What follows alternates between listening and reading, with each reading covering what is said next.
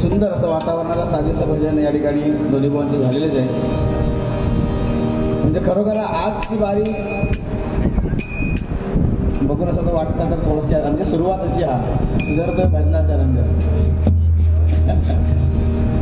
आणि टॅगलाईन चालू हा सुधारतोय भजनाचा रंग. आमच्या युट्यूबवर आमचे योगेश वगैरे सगळ्यांनी चालू केल्याने हा कलच एक बारी बघलाय 2 दिवसापूर्वीपासून. अलिबाग नाव सांगणार ना ते माझ्या काढून घ्यावं तुम्ही म्हणजे मी दाणी गावणार. कालच एक बारी बघा तुम्ही सुद्धा बघितली असेल युट्यूबर्स. म्हणजे माका असं वाटतं की आज तुमका ह्याच्यातला काही गावाचा नाही ह्याच्यातला आज का तुमका गावणार नाही आता. त्यामुळे लाईक थोडीशी कमी झाली तरी हरकत नाही पण भजन हे भजनासारखंच राहायला पाहिजे नाही का. बुवानी सांगितलं भजन म्हणजे काय अतिशय चांगलं. बुवानी या भजनाला काय म्हणावं भजन कसं करावं अगदी थोडक्यात बुवानी हे सांगितलेलं आहे. आणि फक्त बुवा वाट बघतं ती मी काय करतोय तो म्हणजे गोटनकर बुवा तुम्ही सुरुवात करा मग मी बोलतोय. पण कसा बघा तुमचा वाटतं ना आज काहीतरी भजन वेगळा झाला असं वाटत ना तुमका. लोके बुवा म्हणजे काय माहिती आहे सगळ्या का माका तर खूप भीती वाटतं त्या माणसाची.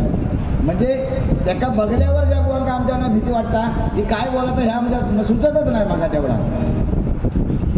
कारण करडी नजर म्हणजे बघा म्हणजे असं बघतोय तर निळू फुलच बसलो म्हणजे विषय यायचं नाही ताई. म्हणजे भीतीच वाटत होईल सुरुवात आता सुरुवात करते बघा ते वाट बघता येऊ कधी काय करता कळ काढता आज कळ काढणार कसा जास्त बोलणार नाही बुवांका बोलायची पण तेवढी गरज नाही. आणि आम्ही दोघं म्हणजे तुमचा काय कणीव टाकलास दुजावलास आम्ही दोघं देवगडचे आहोत बाजूबाजूच्याच गावातले आम्ही दोघांना. पण शक्यतो जेवढं भजन आणि मनोरंजन याची सांगड घालता यायला पाहिजे. फक्त भजन के भजन ते चालणार नाही फक्त मनोरंजन ते सुद्धा चालणार नाही. मग भजन आणि मनोरंजनाची कारण कदमबुवा पांचाळबुवा यांच्या बाऱ्या व्हायच्या. पांचाळबुवा आमचे अतिशय शास्त्रीय संगीत रागदारी भजनाने सुरुवात करायची बघा. आणि कदमबुवा तेवढ्याच ताकदीने लोकांना खेळवून ठेवायचे हे भजन नाही का. म्हणून रात्रभर लोक थांबायची भजनाला. आता आमचं गजर झालं की कधी अगदी गजर होताना काय नाही बोलत अगदी बघतले कितपर्यंत पेटतात आधी हो कितपर्यंत पेटता बघतले पेटत नाही मग आपल्याला गेलेला बरा अशी विषय आहे. पण आज आपण ही महाराष्ट्र भूमी ही संतांची भूमी आहे नाही का. आणि ह्या संतांची भूमीत आम्ही जन्म घेतलाय म्हणजे संतांचे आमच्यावर किती उपकार आहेत. मग ते उपकार जर फेडायचे असतील तर कसे फेडायचे म्हणून सांगितलं की प्रत्येक वेळेला एखाद्या माणसाला दोष धरून चालणार नाही. जर बदलायचं असेल तर संपूर्ण बदललं गेलं पाहिजे नाही का. म्हणून सांगितलं कारण आता ह्या गोष्टी चालणार जसं भजनामध्ये सुद्धा भजन कमी कारण भजन हे भगवंताच्या जवळ पोचण्याचं हे उत्तम मार्ग म्हणजे भजन. आता या ठिकाणी माता भगिनी सुद्धा आलेल्या आहेत. कारण जोपर्यंत ह्या माता भगिनी आता भजनाला कमीच झाले तर कारण सुद्धा कालची बारी मी सांगितलं बुवा म्हणजे काढून घेतात माझ्याकडनं. कालची बारी बघितली तिथे एवढा वाईट वाटला त्या बारीचा. म्हणजे अशी सुद्धा भजनं चालत आहेत. आणि ह्या काळात एवढे चांगले बुवा असताना सुद्धा अशी भजनं चालतात आणि एवढ्या थर्ड क्लास लेवलला भजन त्या दिवशी झालंय. मी बोलतो या कारण आम्ही एकनिष्ठतेने भजन करतोय. बुवा गेली 25-30 वर्ष बुवा या क्षेत्रामध्ये आहेत. उगाच ना अशी अवस्था झालेली आहे बघा. ह्यो चेहरो सोडा पाठी बघा ना म्हणजे अगदी अडथ्या रोडवर सुद्धा दिलेलं वाटतं गँग बनले. म्हणजे आता माका काय बोला कसं नाही तर तो माणूस बोलणार नाही. तो माणूस ह्याच बघा गोटनकर बुवा गप तर मी पण गप असणार. पण ह्यो माणूस तसो गप बसणार पण नाही तो म्हणजे अगदी नाहीलाच होणार तसो काय करू मग एकदा बॉम्ब फुटणार. पण ह्या अगदी एकदम फुटणार नाही आयुष्य. पण मर्यादा आज दोन्ही बुवा पाळणार कारण पुरुषोत्तम राम मर्यादा पुरुषोत्तम राम आज उद्या त्यांचा आपला रामनवमी आहे. आणि म्हणून त्या अनुषंगाने या ठिकाणी कार्यक्रम होणार आहे. मनोरंजन होणार 100% त्याबद्दल वादच नाही. पण भजन सुद्धा महत्वाचं आहे. कारण बघा आता भजनाला वेगळं स्वरूप आलं असं म्हणतो आपण सगळ्यांना. 2020 आली. 2020 वाईट नाही आहे. 2020 वाईट नाही आहे पण कशी करावी. कारण बघा ना बोलणं ही एक कला आहे. पण कसं बोलावं हे संस्कार आहेत बघा, नाही का? कसं बोला हे संस्कार, बोलणं ही कला आहे. बरेच जणांना कलाच अवगत असते पण संस्कार अवगत नसतात बघा. म्हणून सांगतोय काय बोलावं आणि कसं बोलावं हे सुद्धा प्रत्येकाने पाळलं पाहिजे. कारण भजनाच्या माध्यमातून मनोरंजन होणार, तुम्ही सुद्धा असणार, आम्ही सुद्धा असणार, आम्ही सगळं ह्या गोष्टीच करायला आलो. मगाशी सांगितलं की बुवा साला काढा. आता ह्या माणसाची साला काढण्यासारखं काय राहला सांगा बघा. फक्त साला काढण्यासारखं काय असतं तर सांगा. त्याने माझी साला काढली तर माझ्यावर मुलीवर अजून माझा, पण ह्याच्यावर नुसते सांगायलाच येतो फक्त बाहेर बघा. मग एवढं पुढे का अजून व्हाया बस ना एवढं. बुवाने सांगितलं मग ह्या बोलत आपला काय बुवा कसं एकमेकात मान देऊन दिलं का खूप चांगले कार्यक्रम होतात. कारण मनोरंजनाचा मोठा भाग तुमच्याकडे आहे, मोठी मदार तुमच्यावर आहे, तेवढं तुमचा करूच लागतं राजा. लक्षात ठेवा. या ठिकाणी श्रेयस टुकुल आणि करण पाटील रामनवमीबद्दल गाणं बोला. नक्कीच या ठिकाणी आम्ही या सूचनेचा आदर करून त्या ठिकाणी रामनवमीचं गाणं नक्कीच म्हणणार. पण कुठल्याही गोष्टीला वेळ काळ मर्यादा असते बघा, आणि त्या वेळ काळ मर्यादेनुसार या ठिकाणी माझं सादरीकरण होणार आहे. ठीक आहे. रूपाचा भंग कारण अगोदर उशीर झालेला आहे. कारण आता मुंबईसारख्या या वातावरणामध्ये मी तर सांगतो की आमच्या भांडूपमध्ये सकाळी संध्याकाळी जरा 7 वाजताच बोलावतं. 7 वाजता यावेळी कार्यक्रम चालू करा ना, कोण नसला तरी हरकत नाही. अरे पण आम्ही ज्यांच्यासाठी येणार ते भजन रसिक आमचा नको. भजन रसिक आमचं 8 वाजता कामावर सुद्धा निघतो, 9:30 पर्यंत घराकडे येतो. गेलो घराकडे तर 9:30 पासून बसणार, तोपर्यंत 10 वाजता दांडे गाडीले ते इले आणि बंद. त्या दिवशीची भारी झाली विनोद चव्हाणबुवा आणि गुंडू सावंतबुवा. म्हणजे रुपावली पण नाही झाली हो त्यांची. म्हणजे एकाचं भजन झालं आणि दुसऱ्याचे भजन पण नाही. एवढं खर्च करतं मंडळ आणि असा काहीतरी होता आणि पुरी कार्यक्रम बंद पडतं. पण आज या ठिकाणी खूप मला बरा वाटता की आता उशिरा कार्यक्रम चालू होऊन सुद्धा अजून एका जीव चावून नाही. खरोखर सर्वांनी जोरदार टाळून या ठिकाणी टाळा मारायच्या या मंडळासाठी. कारण बुवा एकजूट आहे, या मंडळाची ताकद आहे ती बुवा एकजूट आहे. बरोबर ना? एकजूट कशी असावी? एकजूट कशी असावी तर त्या घड्याळासारखी असावी. एकजूट कशी असावी तर त्या घड्याळासारखी असावी. बघा घड्याळाचे काटे सुद्धा बघा, एक अगदी मोठा असतो, एक त्याच्यापेक्षा लहान असतो आणि एक त्याच्यापेक्षा लहान असतो. एक खूप वेगामध्ये पळतो, एक त्याच्यापेक्षा कमी वेगामध्ये पळतो, एक अजून त्याच्यापेक्षा कमी वेगामध्ये पळतो. पण एखाद्याचे 12 बाजू जे असले का सगळे काटे एकत्र येतात बघा. अशी या मंडळाची गत आहे. आणि या मंडळाचा खरोखर या भगवंताने या मंडळाची प्रगती उत्तरोत्तर चांगली करू दे. कारण या ठिकाणी अनेक कार्यक्रम ठेवले जाऊ शकतात पण सातत्याने डबलबारीचेच कार्यक्रम या ठिकाणी बुवा हे मंडळ आयोजित करत असतं बघा. गेल्या वर्षी संदीप पुजारे बुवा आणि किरण शिद्रू बुवा होते. त्याच्या अगोदर माझे विद्यार्थी श्यामचंद्र सावंत आणि गणेश जांभळे यांचे सुद्धा या ठिकाणी कार्यक्रम झाले बघा. म्हणून अशी संस्कृती टिकवणारं मंडळ आणि अशा मंडळांची या मुंबईसारख्या विभागाला गरज आहे बघा. म्हणून या मंडळाचे परत एकदा आभार मानतो आणि या ठिकाणी रूपाच्या भंगाला सुरुवात करतोय. आमच्या नगरचे मामा श्री दयानंद सावंत शाखा प्रमुख, काल त्यांचा वाढदिवस होता. एक गाणं या ठिकाणी व्हायला पाहिजे.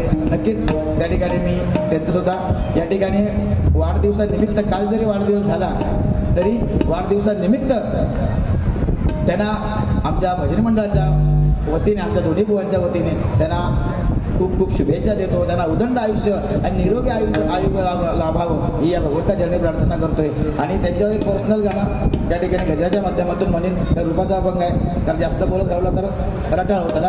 पण नक्कीच गाणं तुमच्या या ठिकाणी म्हणण्याचा प्रयत्न करणार.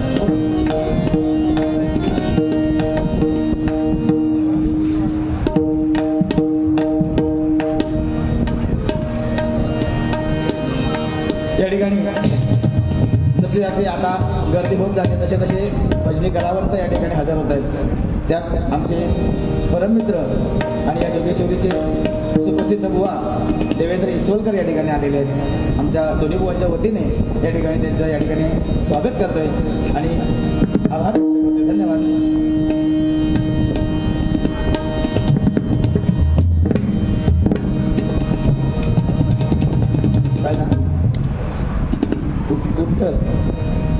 हां तू उठलं हरकत नाही त्यांना बोलतो. तू काय बद्दल मग खाली एडम ना करता द्यायची आता नाही बस बस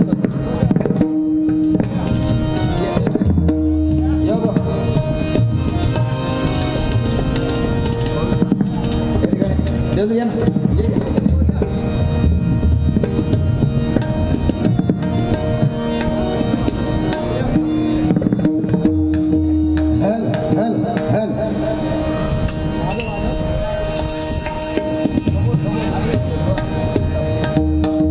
जरा तबल्याचा थोडासा आवाज करा.